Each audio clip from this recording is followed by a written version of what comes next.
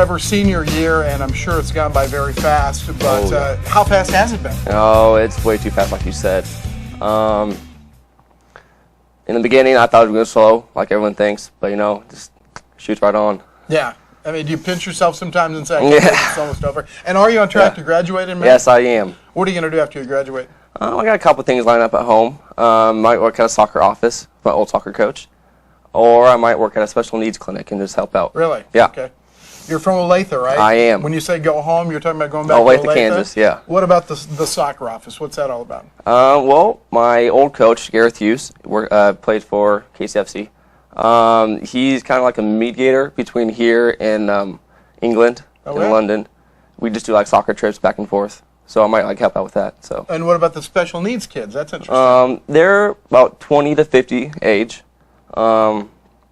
They just like hang out with apartment complexes. We just go to Rose games, casinos, pretty much whatever. Just get out of the apartment. So yeah.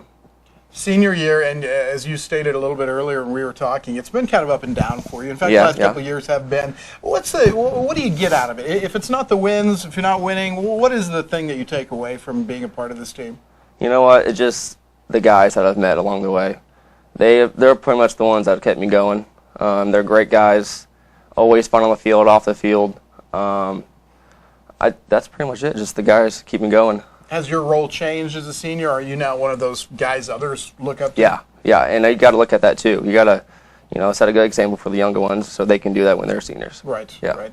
In the off season, is that more important than now? Is everybody on this kind of the same page now, or did you have to go to them early on and say, "Look, this is what we do"?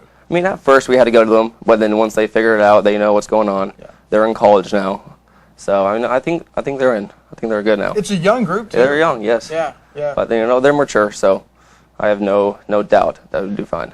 You play in the back primarily, and you have a goal this year, which I want to talk about. But the defenders, even the midfielders, don't get a lot of credit sometimes. Yeah. How do you examine your game and determine if you've played well or not?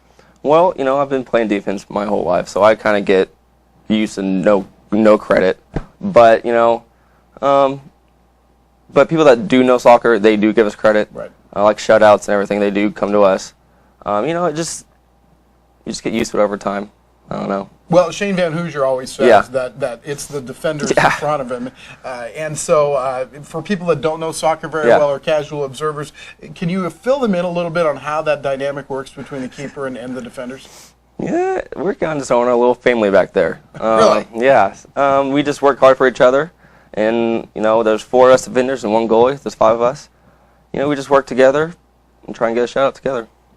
One of the things about soccer, especially men's soccer, that I've noticed is when you're up high, where I tend to be during games, you cannot tell how physical it is until you're down on the field. This is a very physical game that you play. Yeah. We get a lot of nicks on our ankles, shins. I don't know. Some people don't know what's going on down there. But, it is a kind of a physical game. It's fun after a while. It's fun. You have a couple of assists this year, but also a goal against Quincy. Tell us about that goal. Actually that game I started left mid, not left back. So I was kind of in attack more. But, Derek Bullis had a great shot off the crossbar. And I just followed it like, I was taught when I was young. So. And at least the South, did you play up front a little bit more? I did play forward and South. That's pretty common, isn't it, to play defense after you've been a scorer. Do scorers get noticed in high school? Is that why that happens often? Yeah, they do. They just put me up front. So it worked out, I guess. Seniors night tonight. This is where you're going to be honored, even though it's a little early in the year. Yeah. What do you think your thoughts will be going through your head at that point? At first, a little emotional, senior night, just like it was high school. But I think it'll pump up the guys, and we'll get a good win tonight. How about your family? You want to tell us a little bit about them? First, start with your mom and dad. Mom and dad, unbelievable. They've helped and supported me all through my 21 years. Right. Probably 18 years of soccer. Yeah. They're just great. My brother, he's 23. He's just great. Just comes to all the games and just helps out if I need it, and just a great brother.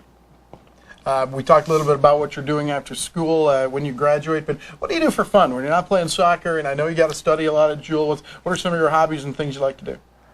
Just pretty much just hang out the time I get. I'm a member of the Phi Gamma Delta fraternity, so I have no no downtime with that. But I do live with 50 guys, so, you know, never a dull time either. I can imagine. That's an interview on its own. So just hang out with the guys pretty much and just see what's going on. Finally, at some point, your soccer career is going to end at William Jewell. Hopefully, it's in the playoffs, but at some point it will.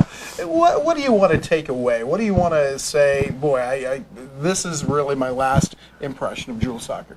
You know, just the experiences on and off the field. Road trips. Sure. I don't know, just the big picture that, you know, I went through college soccer, went through college academics, and I made it.